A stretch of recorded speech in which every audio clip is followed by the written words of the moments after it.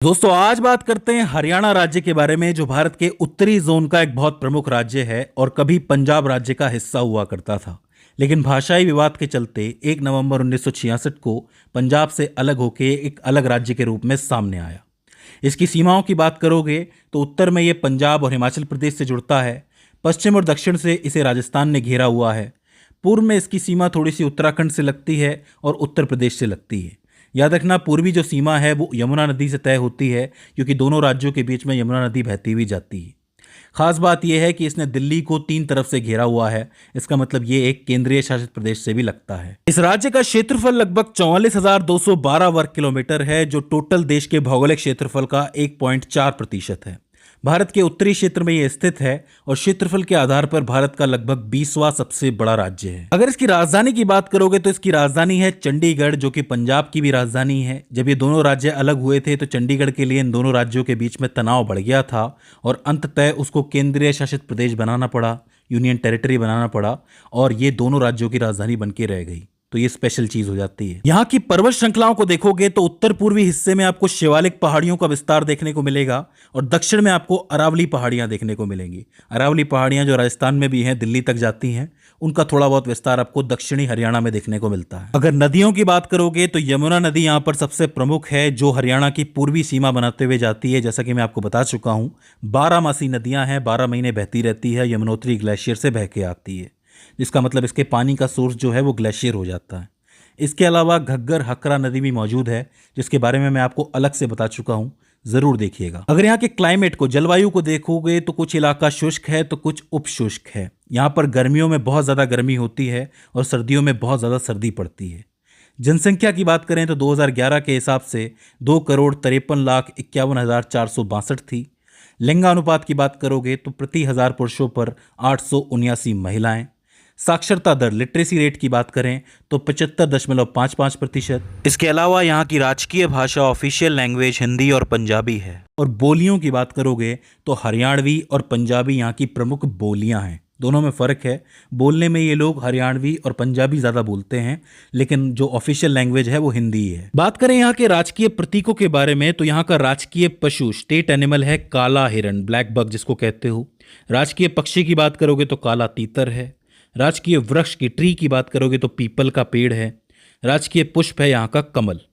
इसके अलावा यहाँ का चिन्ह देखोगे तो एक गोलाकार मोहर है, जिसमें आपको उगते सूरज के सामने पानी का खिलता हुआ कमल नजर आएगा। और इसी प्रतीक में आपको गेहूं की बालियां भी नजर आएंगी थोड़ा नीचे, और अशोक के सिंह शीर्ष की आकृति नजर आएगी। ये यहाँ का सिंबल है, एम्बलम जिसको आप कह सकते हो। बात करोगे यहाँ के प्रथम मुख्यमंत्री के बारे में तो वो थे श्री भगवत दयाल शर्मा। प्रथम गवर्नर की बात करोगे तो वो थे श्री धर्मवीर जी। बात करोगे वर्तमान मुख्यमंत्री की तो वो हैं श्री नायब सिंह सैनी जी। और वर्तमान गवर्नर की, राज्यपाल की बात करोगे तो वो हैं प्रोफेसर असीम कुमार घोष जी। तो ये सारी चीजें आप स्पेशली याद रख सकते हो। बात करोगे हरियाणा की कृषि के बारे में तो इस राज्य की लगभग 65 से 70% जनसंख्या जो है वो कृषि पर आश्रित है। इसका मतलब एग्रीकल्चर का रोल बहुत बड़ा है। प्रमुख फसलों की बात करोगे तो गेहूं, धान, गन्ना, कपास और तिलहन जैसी फसलें यहाँ पर बहुत मेन हैं।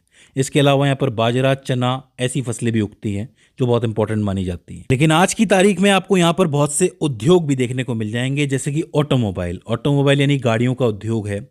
सूचना प्रौद्योगिकी, IT, कृषि तो है ही, बता चुका हूँ। इसके अलावा कृषि उपकरण यहाँ पर बनते हैं।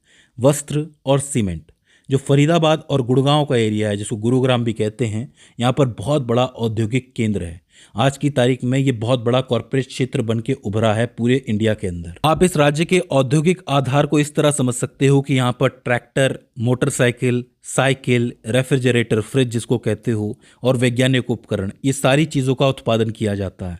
हरियाणा में आपको बासमती चावल का उत्पादन बहुत बड़े पैमाने पर देखने को मिलेगा। इसके अलावा यहाँ पर पचरंगा आचार और पानीपत के हथकरघे से निर्मित होने वाली वस्तुएं और कालीन, ये भी देखने को मिलेंगे। और यहाँ के कालीन पूरे विश्व के अंदर बहुत ज़्यादा फेमस है। तो इस हिसाब से देखा जाए तो कई सारी चीज़ों का उत्पादन यहाँ पे होता है। तो ये चीज़ आपको स्पेशली याद रखनी ज़रूरी है। अगर नेशनल पार्क, राष्ट्रीय उद्यान की बात की जाए तो 2 राष्ट्रीय उद्यान आप याद रख सकते हो। एक तो है गुरुग्राम के अंदर सुल्तानपुर राष्ट्रीय उद्यान, और दूसरा यमुनानगर के अंदर कालेसर राष्ट्रीय उद्यान।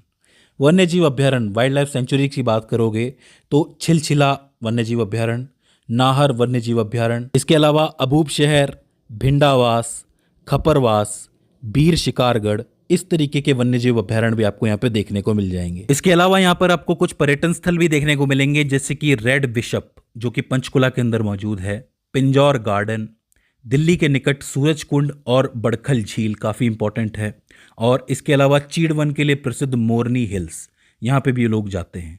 एक नोट करने वाली बात यह है कि हर साल फरवरी महीने में जो सूरज कुंड है फरीदाबाद के अंदर है, यहाँ पर विश्व प्रसिद्ध हस्तशिल्प का मेला आयोजित किया जाता है, जहाँ पे देश विदेशों से लोग आते हैं।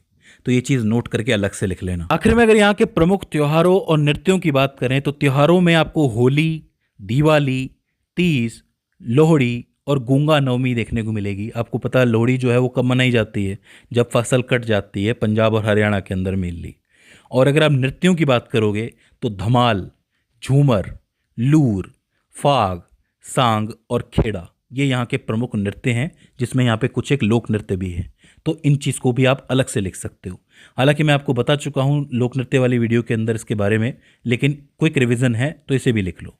तो दोस्तों ये हो जाता है हरियाणा राज्य का छोटा सा भूगोल, जो कि आपको क्विकली याद हो जाना चाहिए एग्जाम की दृष्टि से। आई होप इस वीडियो से आपने कुछ ना कुछ नया ज़रूर सीखा हो।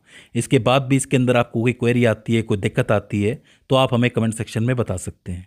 तो दोस्तों आज की इस वीडियो के अंदर बस इतना ही। See you in the next one.